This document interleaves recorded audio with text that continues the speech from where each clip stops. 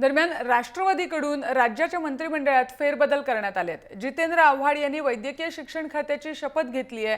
विजयकुमार गावित यांच्या राजीनाम्यानंतर हे पद रिक्त झालं होतं।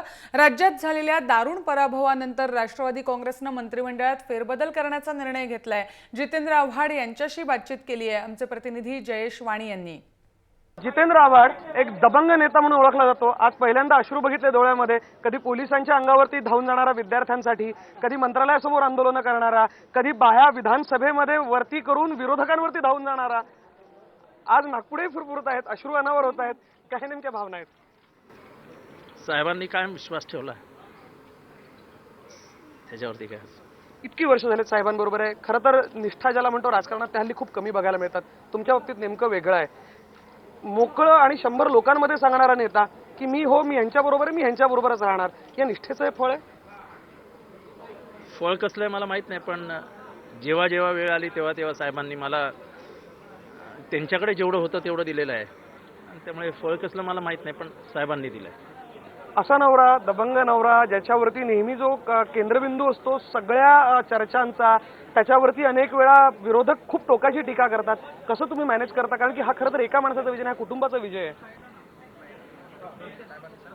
नाही, मला वाटतं की प्रत्येक व्यक्तीचे 2 व्यक्तिमत्व असतात। एक दबंग जे तुम्हाला तुमच्या करिअरमध्ये किंवा वेळेनुसार बनावं लागतं, आणि प्रत्येकाच्या शेवटी स्वभावामध्ये एक वेगळा माणूस लपलेला असतो, ज्याचं रूप घरामध्ये पूर्ण वेगळं असतं।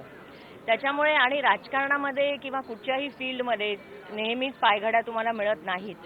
कधी कधी काठांवरून चालावं लागतं, पण ते प्रत्येकाने आपल्या मनामध्ये ठेवलं पाहिजे की निगेटिव्ह आणि पॉझिटिव्ह हे प्रत्येक करिअरचा एक इनएव्हिटेबल भाग आहे, आणि तो प्रत्येकाला सहन करायला पाहिजे। इतकी वर्ष सातत्यानं आव्हाड साहेबांचं नाव दरवेळेस मंत्रिपदाचा विस्तार असला, मंत्री होणार असेल, सरकार येणार असलं की आव्हाड साहेबांचं नाव यायचं, मात्र ऐनवेळेवरती मागे पडायचं। यावेळेस वाटत होतं की आता शेवटपर्यंत की आता यावेळेस नक्की मिळेल, विश्वास होता? यावेळेस दादांनी शब्द दिला होता, त्याच्यामुळे माझा पूर्ण विश्वास होता। दादा जे बोलतात ते करतात। एक शेवटचा प्रश्न आव्हाड साहेब, आपल्याला कार्यकर्ते सगळे खोळंबलेले आहेत, खूप कमी कालावधी उरलाय, 3 महिन्यात, आणि खूप मोठी आव्हान आहे। केवळ सरकारमध्ये परत येण्यासारखी कामगिरी करणं एवढं मोजकं आव्हान नाहीये। ऑलरेडी या सगळ्या विभागामध्ये ज्या काही गोष्टी आहेत त्या दूर करणं, वाईट गोष्टी चांगल्या नवी इम्प्लिमेंट करणं आणि स्वतःची छाप सोडणं, काय नेमका रोडमॅप तुमच्या डोक्यात आहे आता?